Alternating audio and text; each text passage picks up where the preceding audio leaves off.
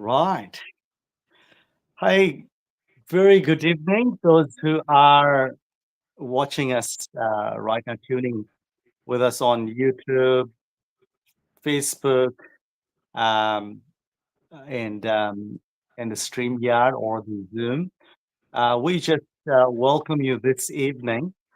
And tonight, we're all going to talk about next step now. I don't know whether you can see on my whiteboard, um, but it's my absolute privilege to have Brother Fernandez. And I was really wondering about his first name, Wolfgang. And I thought, wow, whether it's a made up name or is it a real name? The real deal. That's really awesome. I don't think I've ever met anybody with that name before. Yeah. We'll get you to answer that question. But tonight, what we are doing on this podcast with We Are Church Planting Network here in New Zealand is we are gathering with practitioners, church planters, those who are developing strategies in the mission field and learning from their experiences. And those who want to make disciples, multiply disciples, plant churches. Uh, this is a great podcast for you to jump online. Of course, it's not the methods, but it's the experience that we would love to share. And so tonight we're privileged to have Brother Fernandez with us, Wolfgang Fernandez. Just a little bit something about him. Brother Fernandez is from South America, which I've just found out. And he had spent over 45 years in the mission field, something like 13 countries, 13. including our own here in New Zealand, Aotearoa. And one of the things that I love about it is what he says that keeping it simple um, and Holy Spirit filled, which really I love that. And I've been thinking about that for multiplication. It's very important to keep it simple and Holy Spirit led. And so it's wonderful to hear that. Brother Fernandez has his involvement in the early 80s with what they call his Zone NZ, which is a church plant network, which later on became Vision NZ. And we know that Vision NZ or Vision Churches is now focusing in Europe, with Nick Klinkenberg, our very own brother. He's been full on passionate about seeing the disciple making movement in Europe. Brother Fernandez has a passion and he has spent with his passion years in the mission field, strategizing and developing strategies on church planning movements. So tonight we want to welcome you, Brother Fernandez, and this is a live Q&A session. So we would love you to put your comments or questions if you have any um, during the live session. So, Brother Fernandez, uh, very welcome to you. Thank you. Thank you. Just tell us a little bit about you and Yeah, greetings from 5,500 miles away in Taipei, Taiwan, right now. I, as Brother Brakesh said, I am originally from Caracas, Venezuela, but I've had the wonderful experience and blessing of having lived really all over the world. But I have to say that when we left New Zealand way back in the early 80s, that's the one place we left with tears in our eyes because we felt so warmly welcomed, so warmly loved, such a part of the community that we really cherished our time over there. But yeah, I'm 65 years old. I'm a father of 8 kids. Uh, uh, Blended family, five of my own, three of my spouse, and we have seven grandchildren. So that's our brood, our tribe. or as I like to call them, wolf. That's the real wolf gang.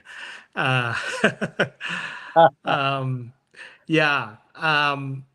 My story started in Venezuela, and I am blessed to have the come from a family of people who um, knew the Lord, third generation, in a country where the majority is Roman Catholic, and which means that the faith is primarily a cultural thing.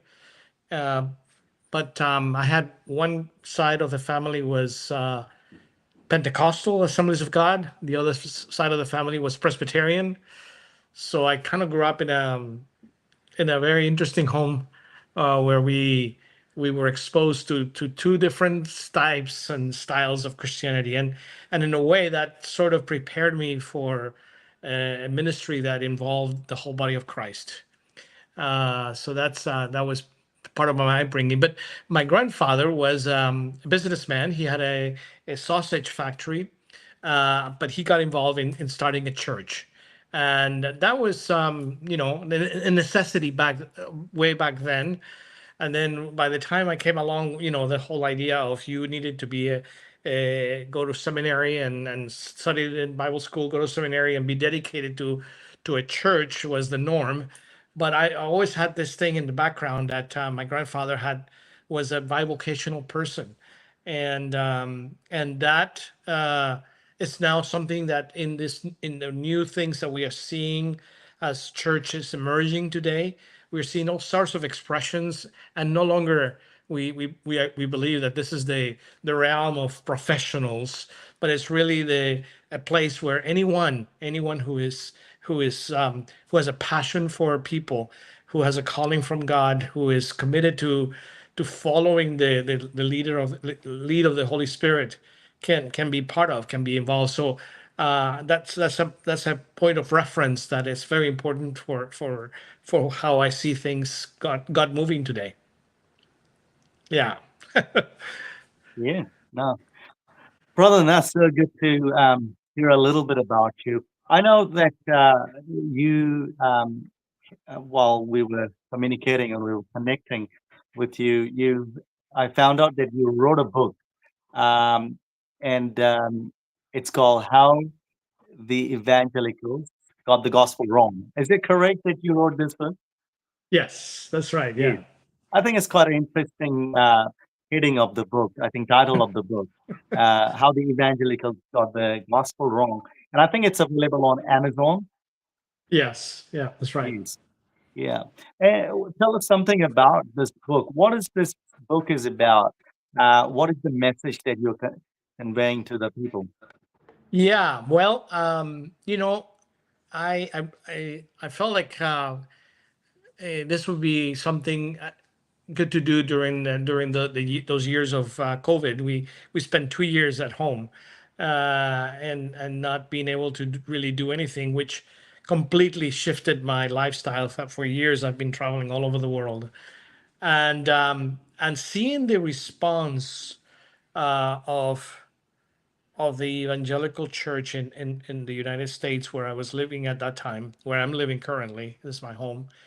Um, it was a transformational experience to see um, probably the ugliest things of the Christian community come out in support of what I believe were policies that did not embody the love of Christ, to Mm, put it simply. Uh, and then I, began to connect the dots of my own history and the history that I had learned, and how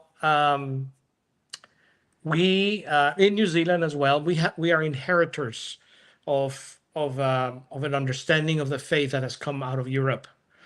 And fortunately, I mean, with the good and the bad that it all came, it brought a colonial spirit, a colonial mm, mindset that a, removed of a lot of the core values of the gospel.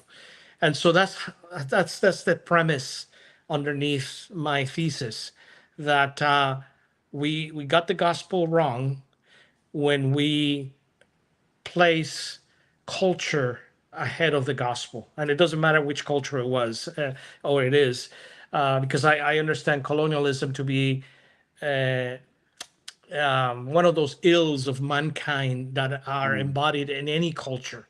It's not just, we're not trying to say one culture is worse than others, but we're saying that it's just the reality of what we have inherited. And I know that I had the privilege of meeting some Maori brethren while I was living in New Zealand, and I saw from their perspective, and I could really relate to it. Uh, the whole their whole experience, the Maoris experience in their own soil. mm, In my country, Venezuela, we received the message initially of the cross uh, at the hands of soldiers that came with weapons of mm, destruction and destroyed the original people that lived in our lands. And this is the case in North America and on the rest of the Americas, in Africa, mm. India, everywhere. Yes, And so today we have this, we we we are facing a challenge that um, the way I believe it is, I'm dealing with my own grandson who I recently had. He finished high school and we spent a trip to a whole month together, and I came to realize that my grandson um, had so understood the values of the gospel that he saw a disconnect with the church, mm, and he was really struggling with the idea of where do I fit in. And so mm, I encountered the same thing in the early 90s when I lived in the Netherlands. yeah, So I've lived in 13 different countries, and in the Netherlands, we were part of a survey that was done in the city of Amsterdam, where a large percentage, majority of young people were saying yes to Jesus, but not to church. The mm, church, and so that's where the disconnect comes in. That's where we got it wrong. And I yes, think this is very relevant to today when we think about church planting, because we need to discern what is it that is needed and what is it that is the extra that is could be avoided, could be put in the backside. And mm, so as we're trying to reach a post-Christian culture in a place like New Zealand, mm, we need to have a clear understanding that of what is it that people are looking for. So when you talk to me, Pragesh, about micro church, that really resonates with my heart. And I come from the country of the mega churches, but the mega churches that are being emptied, mm, on a significant basis. And now, as we're entering this new time in the life of the church in the United States, we're going to be seeing this a similar. I believe we're going to be seeing something very similar, because uh, people are going to see the disconnect between the message of Jesus and how the mm, church is being portrayed out in the public sector. Yeah. So, anyways, mm, so we can go in many directions, but yeah, I want to yeah. focus on the things that you're interested in asking of me.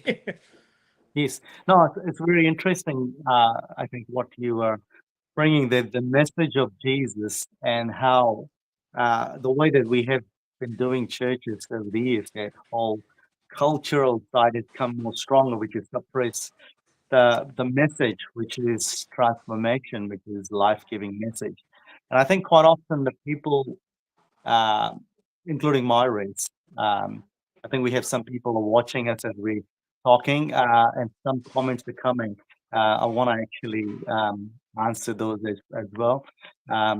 Since Brother Fernandez with us all the way from South America with us. Our brother Lester is watching us from Australia. Um, Such an important issue among the body of Bristol. Brother Wolfgang, thank you. Um, Brother Kingi is from New Zealand, Auckland, and he's really resonating this topic with him. So I think we would maybe just stick with this a moment. If you have any questions to ask Brother Fernandez, please put in the comment section and we will try to answer those questions in this 25, 35 minutes. Um, Time just ticks away very quickly. But hopefully we can get there. Um, we can just continue to talk about this issue that we have is the culture and the message of Jesus. And I come from India, you know, obviously, few generations we've been Christian, but I constantly come against the battle with my own brothers and sisters who are born in India. That do the message of Jesus resonate with them, but somehow coming to a church, it's become uh, almost like something they have to change themselves. Um, and quite often it's very struggle for them to enter into the church as what we do. Um, but the message of Jesus is transforming. So, you know, I guess we are, what do you, Brother Fernandez, what's your thoughts around that again? Yeah. So basically, then what I was saying is that the premise of my book is really about understanding um, what is the essence of the gospel and what is it that we need to uh, communicate to people, and what is the means by which we communicate that, the setting in which we live that. We are now we are saying that we do not go to church anymore. We are living church. We are being church, and everywhere we go. We were experiencing church this morning. My wife, this is my wife Vivian from Hi, originally hi from here there. from Taiwan. You're alive. Good to see you. And we went to a coffee shop, and just as the coffee shop was open, and and they had a coffee called Song of Solomon, and I asked the gentleman there, why is this why is this coffee has this name, and he Instead of answering your question, yeah, instead of he talked about his understanding of Song of Solomon is a love letter, it, more like a romantic love. Okay, and then the Bible, he said, divided to the different parts. Oh, New and Old Testament. I said, yeah, New and Old Testament. And then the New Testament is about God's love, but this is about human love. So we did not really try to go deeper into it, but in a Mhm. way, it just tried to engage a conversation with him, right? yeah, and then he said, I don't believe in God, but he had given Mm, us a brilliant explanation of what the Song of Solomon was, the book on the Bible, Song of Solomon, and then before we left, we communicated to him that his understanding of what that message of that book was actually reveals something in his heart Yeah, that for was example, I told him about how, yeah, that was deeper than um, the this idea that he believed in God or not, and just the setting. My wife and I said, this could be this is church. We are having church right now. We are experiencing amen. church, and and if we were living here, we would this would be like a place where we would go, where we would experience church, because of that premise that I said that we are living church. We're not just going to church. We're living church Yes. yeah, because when I went there this morning, I was experienced a lot of tension, after the election in the U.S. in the United States. Okay, it's very traumatizing some way. I don't know where Mm, you stand, but to us, it's like we're kind of feel like we're being persecuted, as being who we are, right?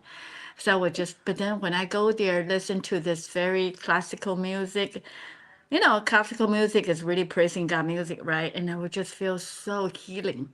And then I see this couple just starting the business and then watering the plant, carry them, taking care of them, and then set up the coffee, brewing the coffee with a big smile on his face. Then I say, you know what? What I experienced with you today is that, like the God say that, we are blessed because we are enjoying the labor under the sun, right? The fruit of the mhm. labor, you enjoyed it because you have a smile. I think that I experienced that, the church over here, and you're living the church. So Mm, he was very surprised to hear that. And His heart opened up. yeah, so we connected, and I said, there's so much more, but I think I can message the wife. And gradually, I think I told Wolfgang, if we can somehow help them to know God in a more intimate way, and they are the Yes. owner, and people go to there was this couple just come from the airport, right? Go right there. Yeah. So I say, well, because there are a lot of people go there and they can experience not just the peace, but also the truth. Yeah. Yeah. Yeah. Mm. That's really powerful. Something outside the box. I think we have one question for you that is coming. I think people are popping up. I don't know whether you can see them, but people are all over the place watching us right now and engaging with the conversation. Brother Lester from Australia is asking a question.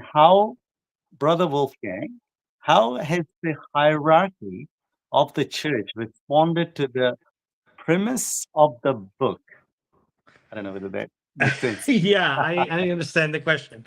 Well, it's been definitely controversial, uh, and we because of course the hierarchy exists to protect the institution, and I respect that, and I appreciate their sense of calling, but a the reality that what we are facing is that we see a world of people that are hungry for God, but they don't think that in those buildings that we call churches are the places where they're going to find God. So while we lived in this tension, for example, in our part of our church, back home, uh, since we had a lot of elderly people in our church, and I'm already there, but much elder than me, and they were basically the church was closed for 2 years, and so we were part of a new church plant of that one church, and it had to be closed. All of the new ones had to be all closed down because you have to pay rent for the facilities and whatnot. So it was not sustainable. So we decided to focus on our street, and I communicated to our leaders, to our hierarchy. We are now going to focus on our street, and that's going to be our neighbors are going to be our community, and we're not going to be part of anything else. And it was difficult and it was challenging for them, and it still is. So I don't necessarily like to. I'm Latino, so we like to be friends with everybody. So we don't like to create break down relationships, but the mission is there, and the mission needs to be accomplished. And if the structure doesn't fit the task, then we need to move on. Yeah. I love what you said just about focusing on your street and staying within those parameters. Of course, you love everybody within your own community, but just focusing on that community.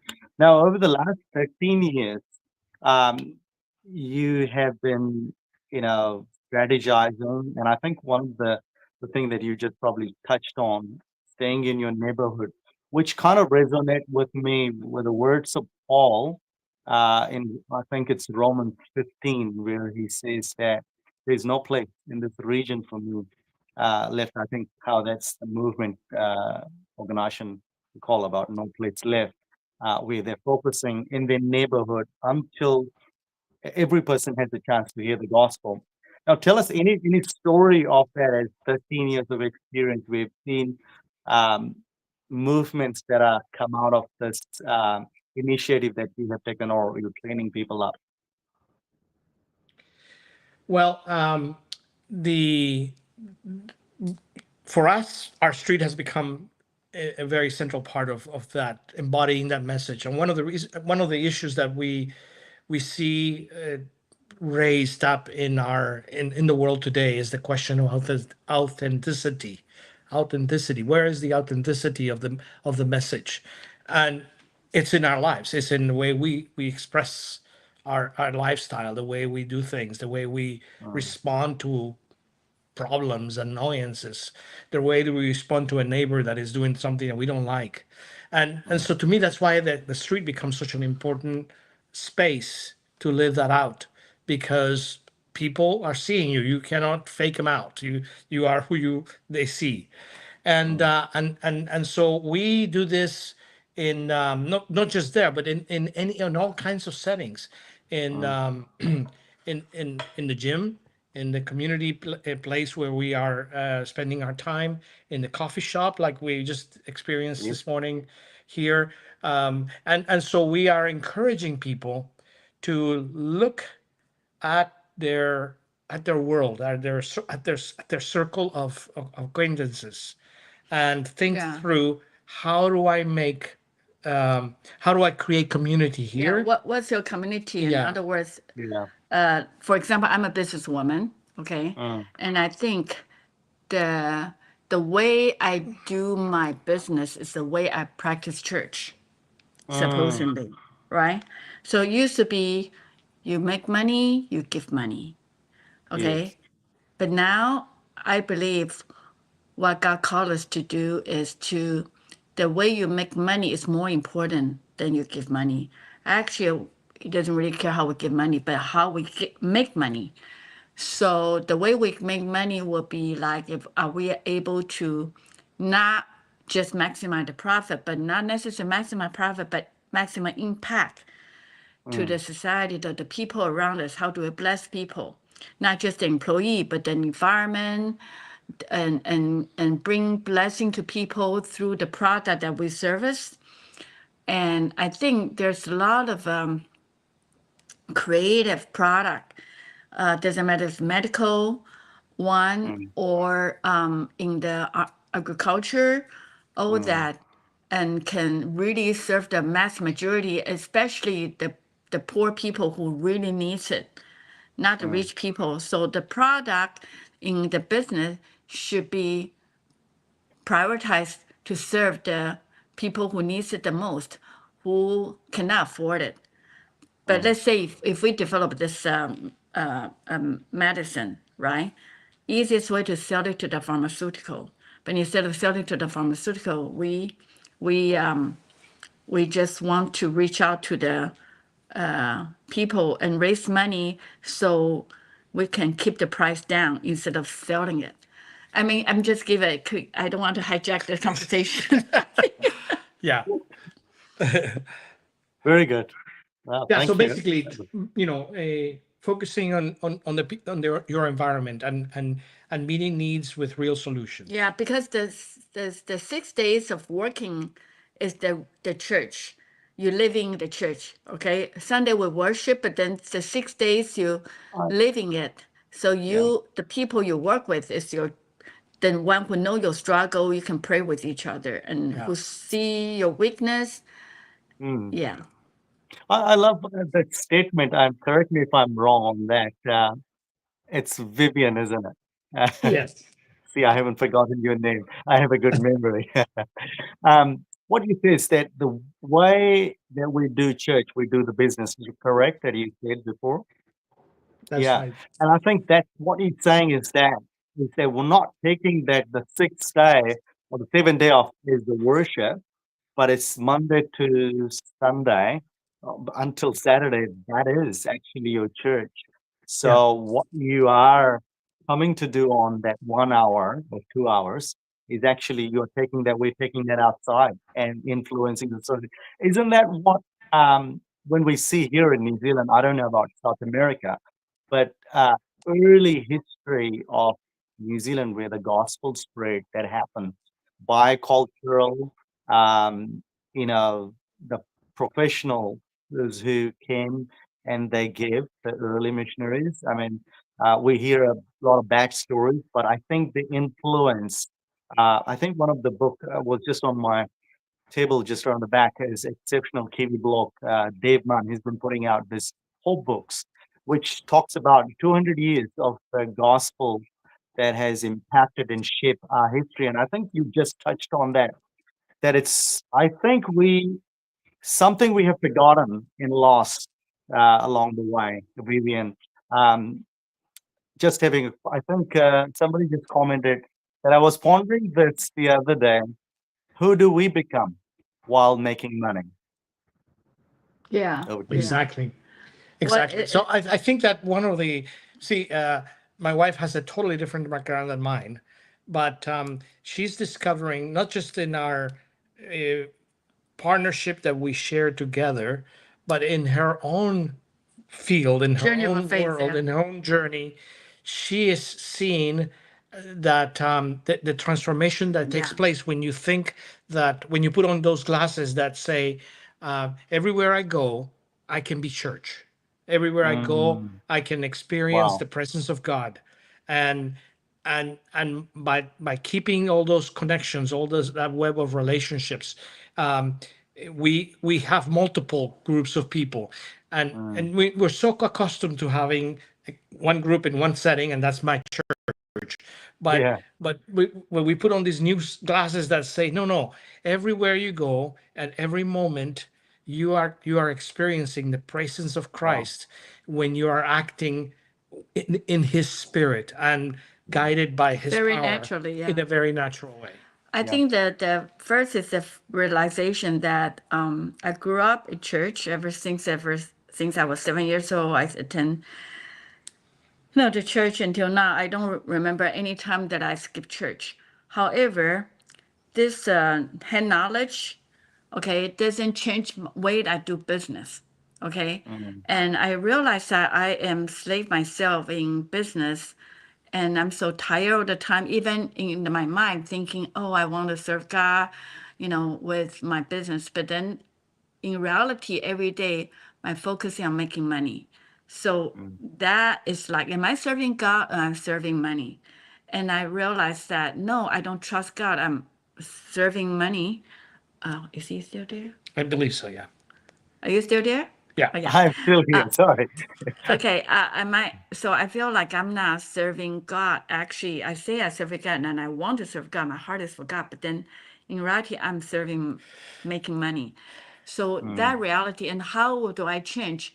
It can be, I'm the one who make the decision. So when I sort of talk about a business like a redemptive business, it's a mm, business with a redemptive value.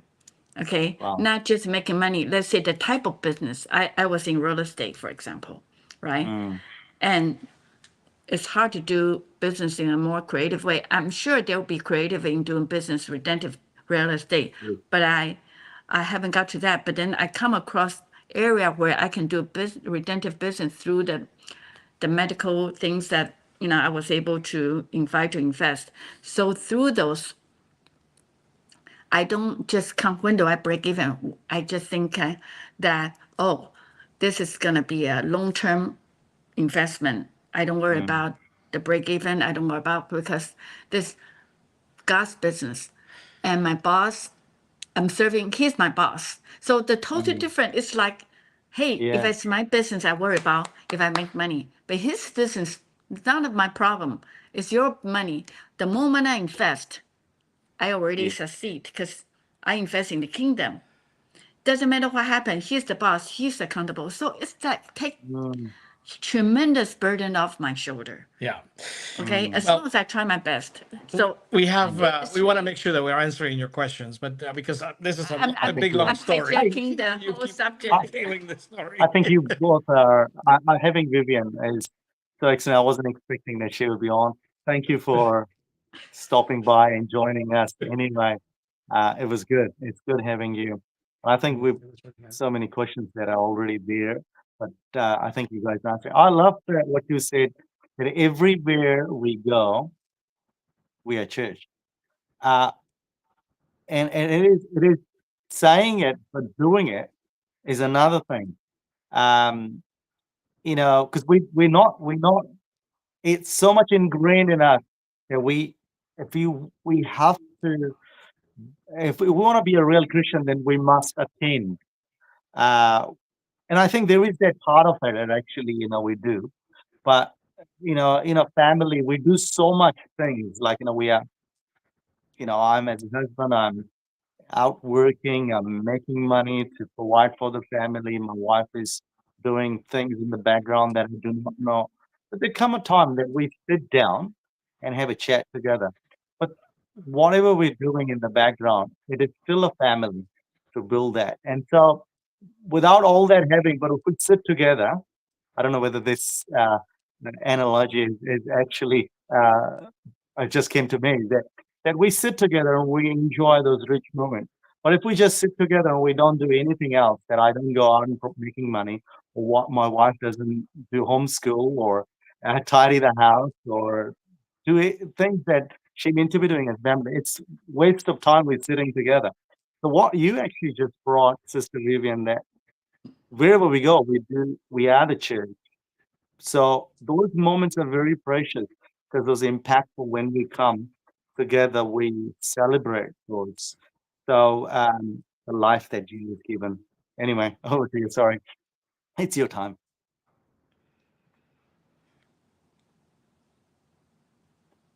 Yeah. Yeah, I think it's answer. Sorry, what was that? I got Yeah. lost in what the question was. Well, I was just adding to that. The question. I can't I actually. I mentioned- cannot see the questions that those that are joining in are asking. So Yes. Guys, keep rolling those questions you're watching. I think you're excellent. You're helping me to have this podcast this evening. Now, next step. Now, I put it on my whiteboard here. Next step. Now, what is it about? Like, what's this whole thing about, brother? sure. Anything?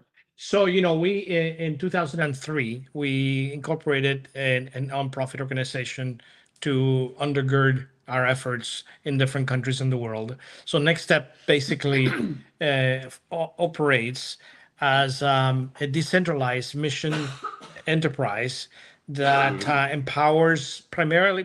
We focus on younger generations. We have focus on younger generations because we don't have to deconstruct so many things.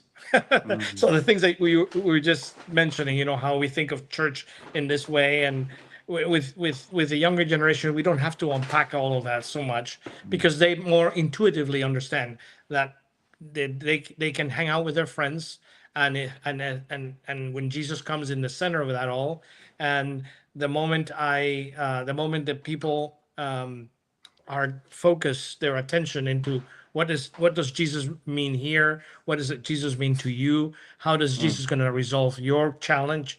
Then that's what we're trying to impact young people with that way of thinking. So that's what Next Step is about. Yeah. So it's all about mind shift, changing Correct. the mind shift. Yeah. Mm.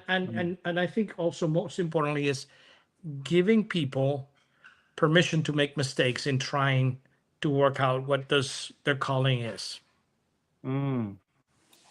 Giving people the chance to make mistakes. Hey, look, I I had to learn English.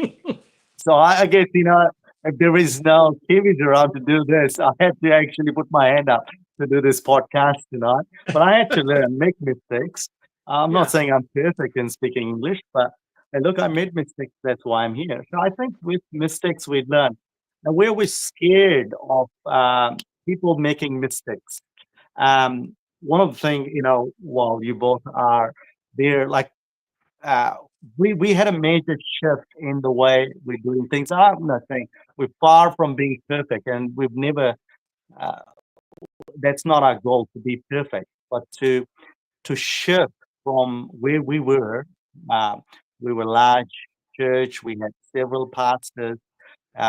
We were on leadership, me and my wife, and we were challenged by reading the books, church planters like you guys, and the mission field, and the things that they were talking about is totally uh, out of the box, and how the communities and the societies were changing, whereas we were still trying to bring people inside the church to change them. And I think somewhere along the line, we got challenged. Yes, of course, we had the passion and a desire to take the gospel out to people.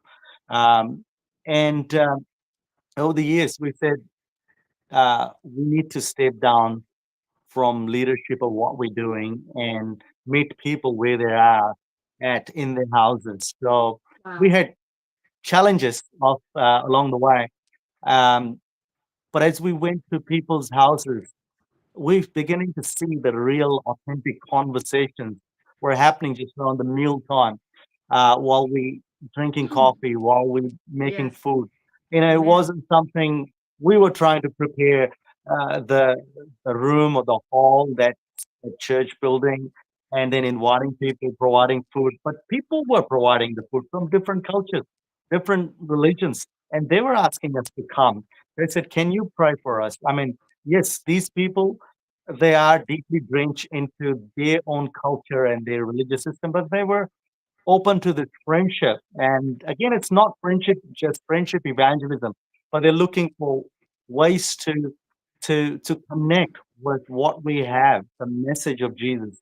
And just recently we had a Tuesday night where our kids had to give it a go and started reaching out to the other kids and had a group.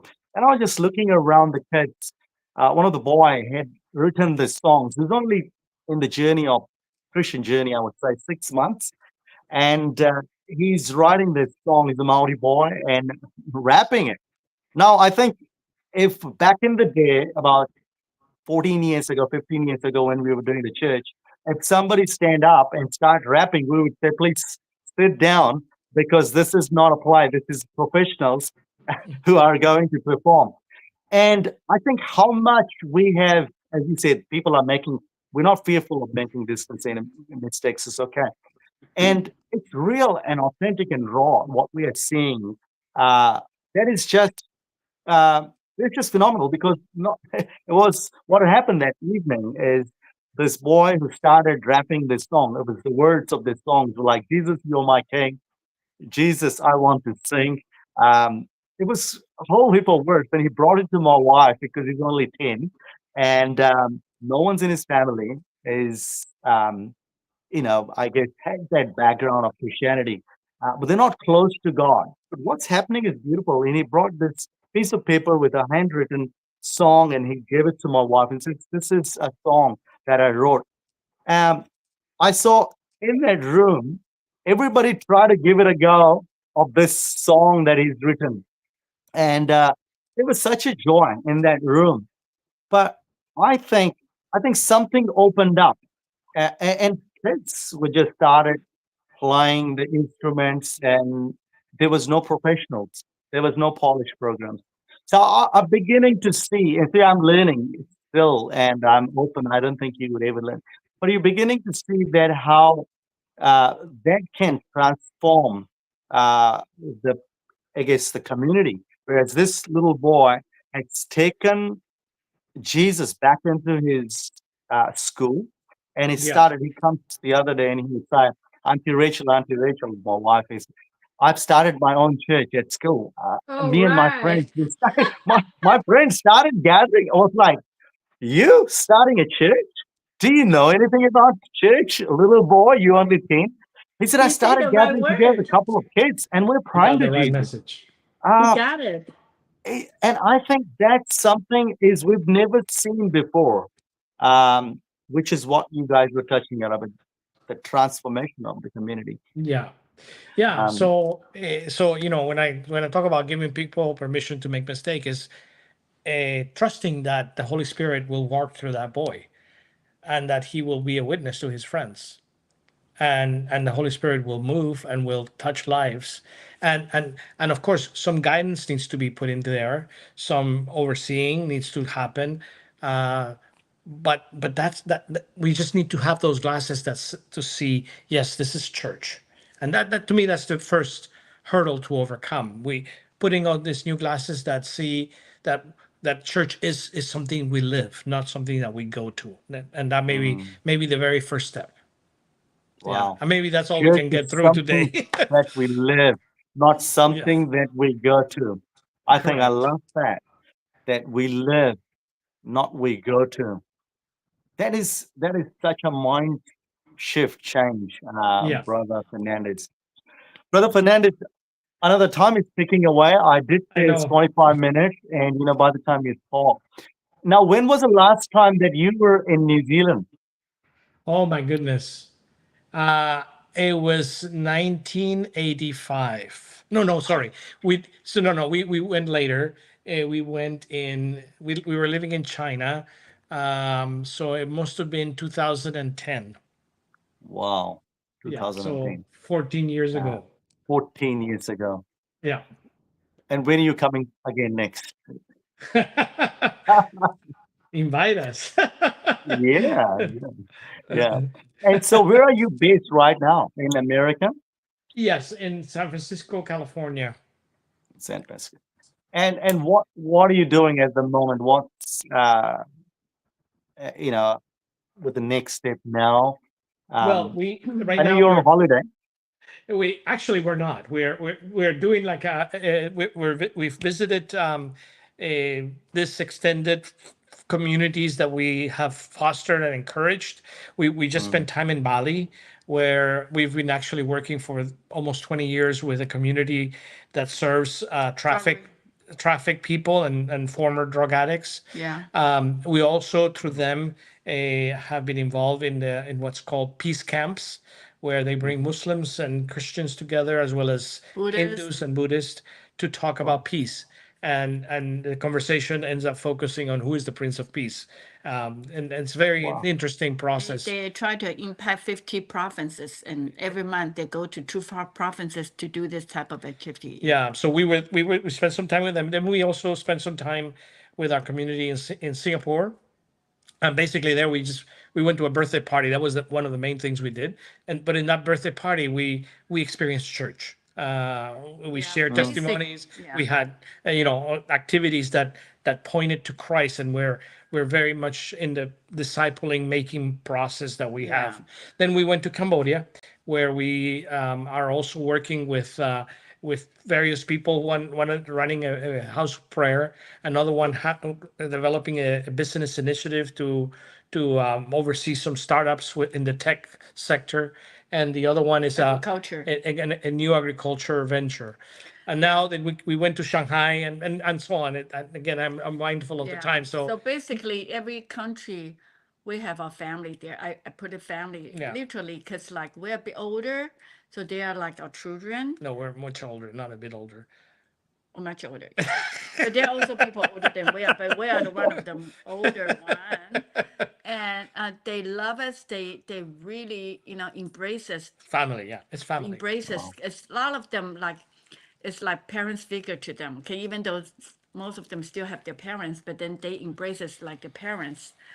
And so, for example, in Singapore, one of them they have organized this called SG 500. They're trying to reach 500 cities to reach out the gospel to this Asia City 500, right? And so we did not go to the conference, but we went afterwards because we believe in how this church should be manifested in the 6 days. Because church, the planting church is mostly the Sunday church. So we are trying to help them to understand. The reason we didn't go because these leaders who attend, a lot of them are very wealthy, successful businessmen, right, who plant church. But then the message we try to help them to understand is that, the mission, business and mission, redemptive business means like we need to live out. The way you do business has to be already according to how God wants us to bless people. Yeah. Right? Yes. So these are the things. So we carry the same message, something that we received, we're practicing, and we shared it so people can join us, and together we grow together. So better, in every country, we're doing the same thing with different business, with different people. It's the same thing. Yeah, so we travel quite a few times a year in different parts of the world. We focus in Asia, we focus in South America, but we don't go and start anything. We basically respond to invitations. Yeah. Yes, yes. I like about what you are doing. You're encouraging the movement, Yeah. and it's not about starting because I like that concept. I think that's resonate within me. You just helping people just see the Church of Jesus, how that is lived and not something that is start with a person. So I love that idea. Brother, thank you so much. I've been looking at the time, and I think there's so much that you have brought this evening. The comments are just keep rolling up there. Every country we have a family, somebody saying. So many comments there. But look, we appreciate your time tonight. What be your message in 2000 as we are coming to the end 2024 to the church in New Zealand? What would be your message for Yeah. the church in New Zealand? Yeah, I believe that as we deconstruct our understanding of church, we are poising ourselves to a massive explosion of multi forms of communities of believers, and knowing the post Christian mindset of Kiwis, I believe that this is the most meaningful way to show people that Jesus is real, that Jesus is in the midst of the life of the people of New Zealand, and Jesus is the ultimate integrator of cultures. So I believe that eh, if we move in that direction, we will see the kingdom come and the will of God being done also in the Te Aotearoa. Yes, Aotearoa, absolutely. And Yeah. I think the words of Jesus, the way he prayed, we just summed it up in a very beautiful way. Father, you let your kingdom come, your will be done. This is how you pray. And I think what you said, it's about deconstructing and really bringing to the ordinary people and giving them the right to live and be the community, be the hands and feet of Jesus. Hey, thank you so much. I think we're gonna have to get you guys back again. But Okay. I'm interested in why don't you come to New Zealand? Okay. Well, But let's keep chatting. yeah, And let's see what God puts together. let's see what God does. Let's see what Yeah. God does. Yeah. Thank you. Thank you for your time today, and Vivian and Brother Fernandez, Wolfgang Fernandez. Thank you. If you wanted to see Brother's work, what he's been doing, ORG. nextstepnow.com, I think. .org. Date Nextstepnow.org. ORG. So if you go www.nextstep.org, there's a lot of details and things that you can see. You can perhaps buy his books online on Amazon. The name of the book is, what's the name of the book? How evangelicals got the gospel wrong. How the evangelists got the gospel wrong. I think there are a lot of things that we can keep discussing, but this podcast is designed to help ordinary people how to go about making disciples without leaving your jobs, without leaving your profession, how you can take the Church of Jesus back to your workplace. And we're not talking about living your family that you belong to church, but taking that normal, living it out amongst the people. So yeah, keep sharing this podcast with your friends and family until we meet next time. So thank you so much, brother. Please stay as I end this call. Please stay on the other side. I just wanted to say 2 minutes to you. I'll talk to you Okay. 2 minutes. So Okay, thank you so great. much. And everybody, it's 10 o'clock tonight in New Zealand here. And in Taipei, what's the time right now?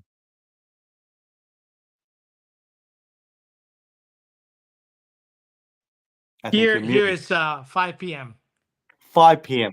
in Taipei. Well, that's evening, and it's nearly a bedtime for New Zealand. So thank you for those who are watching it. And until we see you again, may the Lord bless you.